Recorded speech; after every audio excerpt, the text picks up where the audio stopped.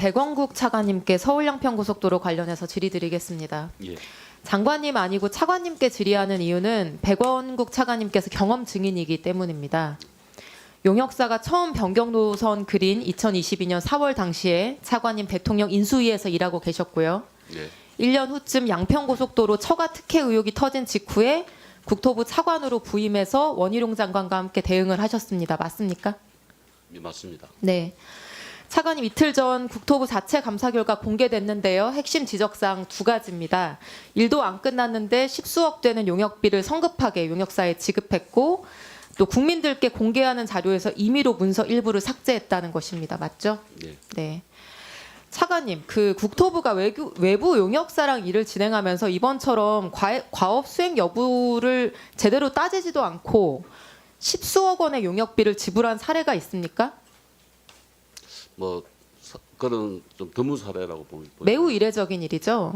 제가 지금 국토위에 3년째 있는데 지금까지 국토부 직원들께 느낀 점은 매사에 철두철미하고 법규에 근거해서 일하려고 노력하신다는 점입니다.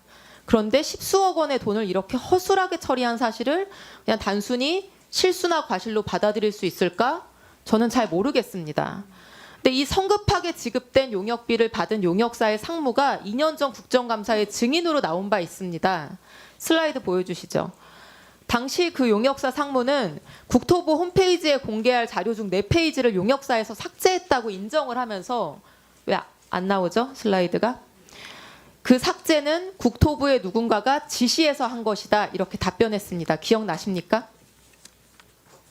예, 얼핏 기억납니다. 네. 당시 누가 지시했는지 이름을 답하지 않아서 지시한 사람에게 이유를 물어보지는 못했습니다. 그런데 그 당시 경동 엔지니어링 상무에게 문서 삭제 지시한 국토부 직원이 이번에 징계 처분 권고를 받았죠. 아마 관계가 있을 것 같습니다. 직접 확인은 못 차관님 감사 결과 못 보셨습니까? 거기에 익명 처리되어 있는 이름이 있는데요. 저도 이름은 이게 지금 오늘 배포된 자료 정도로 봤습니다. 차관님, 국토부 직원이 뭐가 무서워서 장관이 전부 공개하라고 지시한 문서를 함부로 삭제하고 뭐 때문에 과업이 끝나지도 않았는데 18억 원이 넘는 돈을 덜컥 용역사에 줬을까요? 왜입니까? 저는 좀 이렇게 실수가 있었다고 보여집니다. 단순히 실수라고요? 지금 아까 감사 결과에서도 얘기했듯이 그 4페이지를 뺀 이유는 하남 쪽에 민원이 있었다라는 부분하고 오타가 있었다. 그런 이유로 실무적으로 판단해서 뺀 걸로 알고 있습니다. 제가 답을 알려드리겠습니다. 제가 생각하는 답이요. 저는 삭제된 문서 안에 답이 있다고 생각합니다. 다음 슬라이드 보여주시면 이 페이지가 국토부가 용역사 시켜서 삭제한 부분입니다. 용역사가 용역 착수 보고에도 하기 전에 2022년 4월에 국토부에 제출했던 과업 수행 계획서의 한 페이지입니다. 여기 보시면 노선 선정과 관련해서 종점부 위치 변경 검토라고 하는 문구가 써져 있습니다. 근데 종점 위치 변경을 검토해야 되는 사유가 옆에 적혀 있는데 기존 종점이 연결될 교각의 위치가 높고 터널이 인접해 있어서 변경을 검토해야 된다는 내용입니다. 제가 이 기존 종점 양서면 부근에 가본 적이 있는데요. 이 기재 사유는 나름 합리적입니다. 용역사가 기재한 대로 높은 고가 고속도로고요. 터널이 바로 옆에 있어서 공사가 위험할 수도 있겠다는 생각을 저도 했었으니까요. 그럼 더 안전한 종점부를 찾는 시도를 해볼 수도 있는 거죠. 근데 왜 저 부분을 이미 제출된 계획서의 저 페이지를 삭제했을까? 감사 과정에서 밝혀진 바가 있습니까? 사실 저 내용으로 보면 사실 4페이지가 어떻게 보면 그렇게 의도적으로 할 필요가 없다는 걸 반증한다고 저는 그렇죠. 생각합니다. 예. 의도적으로 할 필요가 없습니다. 그냥 안전한 위치를 기존 종점 위치 말고 다른 곳으로 찾아보자는 취지였다면 삭제할 이유가 없습니다. 그런데 바로 저 과업수행 계획서가 작성되고 있었던 시점에 용역사는 내부에서 이미 그 주변이 아니라 완전히 엉뚱한 곳, 김건희 일가 땅이 모여있는 강상면으로 향하는 변경 노선을 이미 내부적으로 그리고 있었기 때문에 그 사실과 퍼즐처럼 맞춰질 것이 두려워서 종점 변경이 언급돼 있는 이 페이지를 삭제한 거다라고 볼 수밖에 이거 말고는 다른 이유를 상정할 수가 없습니다. 우리 속담에 도둑이 제발 저린다는 속담이 있죠. 국토부와 용역사는 용역업계 착수하기도 전부터 이미 강상면 종점을 정해두고 있었습니다. 다음 슬라이드. 이 장표는 재작년 국감 과정에서 공개된 문서입니다.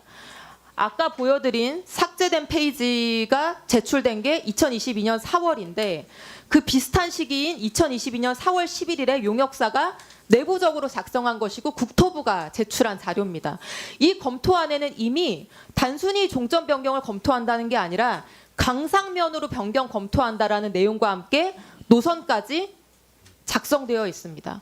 같은 시기에 다른 목적으로 작성된 두 문서를 합쳐서 보면은 삭제된 문서에 종점부 위치 변경 검토라고 하는 말이 실상으로는 강상면으로 종점부 변경이라는 의미이기 때문에 그래서 그냥 놔둬도 되는 문서를 국민들께 공개될 문서를 용역사 직원과 국토부 직원이 삭제를 한 겁니다.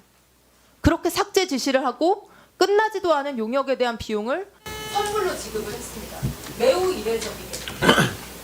아니 국토부 도로정책과 직원들이 이렇게 간이 큽니까? 사관님? 예, 윗선의 지시도 없이 이게 그냥 실무 직원들이 스스로 판단해서 할 수 있는 정도의 일입니까? 이런 일이? 저는 엊그제 징계처분 권고를 받은 공무원들이 굉장히 억울할 수도 있겠다고 생각을 했습니다. 이게 실무자 수준에서 감당하고 결정할 수 있는 일이 아무리 봐도 아니기 때문입니다. 슬라이드 봐주시죠, 사관님. 용역사 직원은 국토부의 지시를 받아서 문서 작성했다고 했습니다. 지시한 사람은 국토부 도로정책과 실무직원 도로공사 직원이라고 했습니다. 그러면 이 도로정책과 실무진에게 지시한 국토부 간부는 누굽니까? 그 국토부 간부에게 종점 변경 지시한 윗선은 누구겠습니까, 사관님? 아시는 바 있습니까? 하실 말씀 있습니까? 예, 제가 좀 답변 좀 드리겠습니다. 지금 말씀하신 대로 이 부분에 대해서는 아까 장관님께서 말씀하셨지만 타당성 조사할 때는 대안 노선을 검토하는 것이 의무입니다. 그래서 22년 1월 달을 저는 기억합니다. 가업 지시서가 나갈 때 첫 번째 요구사항이 대안 검토를 해라. 그리고 왜 그랬는가 하면 에타 보고서에 아까 말씀하신 사항 있지 않습니까?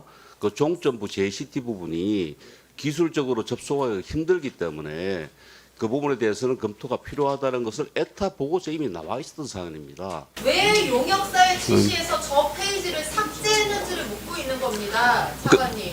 만일에 멀쩡하게 작성된 네. 그렇게 정당하게 작성된 계획서를 그것도 일부만 사후적으로 몰래 국민들과 국회에 설명하지도 않고 그렇게 삭제했느냐는 것입니다. 제가 이게 잘못됐다고 해서 지금 징계 처분 요구까지 받지 않았습니까? 그 부분에 대해서는 지금 잘못을 했기 때문에 감사 처분 결과가 나온 것이고요.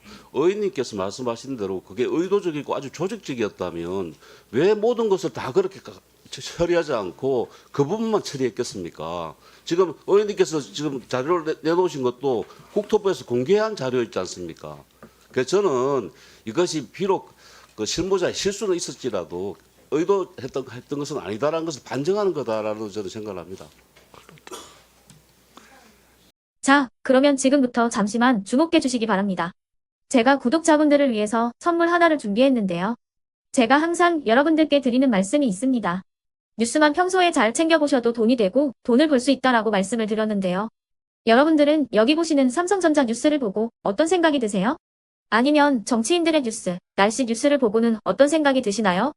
그냥 뉴스만 보고 끝내는지 아니면 이 뉴스를 어떻게 이용할 수 있는지 이 부분을 고민하고 계시는지를 되물어보고 싶습니다. 그 이유가 뭐냐 하면 제가 지난번에 여러분들께 뭐라고 말씀을 드렸었죠? 지금은 반도체 섹터를 눈여겨보셔야 한다고 말씀드렸습니다. 그리고 나서 이런 썸네일들 뉴스를 통해서 많이 보셨을 겁니다. 반도체 내용이 이슈가 됐을 때 부자들은 어떻게 생각한다? 반도체 관련주들은 뭐가 있는지, 어떤 종목이 가장 좋은지, 어디에 투자해야 돈이 몰리는지 자연스럽게 생각한다고 제가 말씀을 드렸죠. 그 이유가 뭐냐 하면 부자들이 봤을 때는 이슈가 곧 돈으로 이어지고 그 이슈가 나에게 돈을 벌어준다는 경험적 확신이 있기 때문에 부자들은 항상 이런 사회적 이슈를 관심 있게 챙겨본다고 제가 말씀을 드렸습니다. 이번에도 마찬가지인데요. 제가 지난번에 시청자분들과 함께하는 주식으로 수익 내기 이벤트를 진행했었죠. 당연히 100% 무료로 진행을 했었고요. 여기 보시면 아시겠지만 제가 지난번에도 구독이라고 보내주신 모든 시청자분들께 반도체 관련주 중에 가장 크게 급등할 딱 한 종목, 많은 종목도 아니라 한미반도체 한 종목을 여러분들께 추천드렸어요. 그러면서 여기 나와 있는 대로 정확히 얼마에 매수해야 하는지, 그리고 수익률이 어느 정도 나왔을 때 팔아야 하는지를, 이런 부분들까지 여러분들에게 정확히 알려드렸었는데 지금 실제로 어떻게 되었다? 오른쪽을 보시면 아시겠지만 제가 지난번 문자 발송으로 이 한미 반도체를 소개해드리고 나서 실제로 이렇게 5배 이상 어마무시한 상승이 나왔습니다. 100만 원만 투자를 했어도 무려 500만 원이 넘는 수익금이 생긴 거죠. 그래서 당시에도 굉장히 많은 분들이 제가 드린 이 한미 반도체로 수익을 내실 수가 있으셨을 텐데요. 다시 한번 축하드린다고 말씀을 드리겠고, 이번에도 마찬가지입니다. 앞으로도 2024년, 2025년 계속해서 기대해볼 섹터는 AI입니다. 그 중에서도 AI 반도체는 그 누구도 부정할 수 없는 미래 성장 산업입니다. 그러면 우리가 어떻게 생각해 볼 수 있을까요? AI 반도체 종목 중에 앞으로 크게 대장 역할을 하면서 10배 이상 급등할 수 있는 텐베고 종목을 지금부터 열심히 추적해야 한다는 겁니다. 큰 돈을 투자하지 않더라도 월급의 일부분 아주 소액이라도 이 종목을 모아가야 수백 %의 수익률을 손에 쥘 수 있는 것이죠.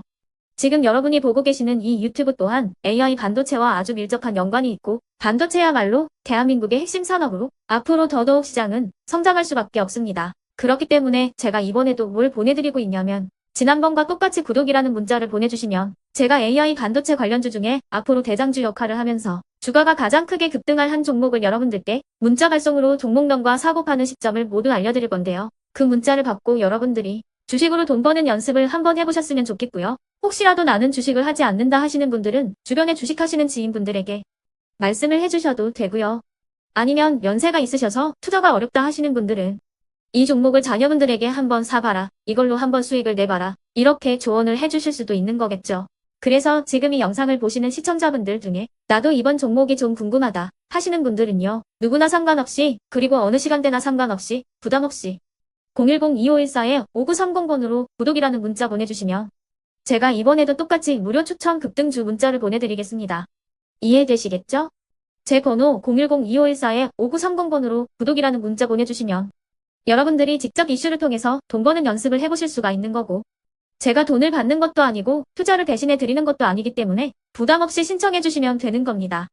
그리고 수익이 나면 저는 다른 것은 하나도 바라지 않습니다. 제 채널에 구독, 좋아요 한 번씩만 눌러주시라, 이렇게 다시 한번 말씀을 드리겠습니다.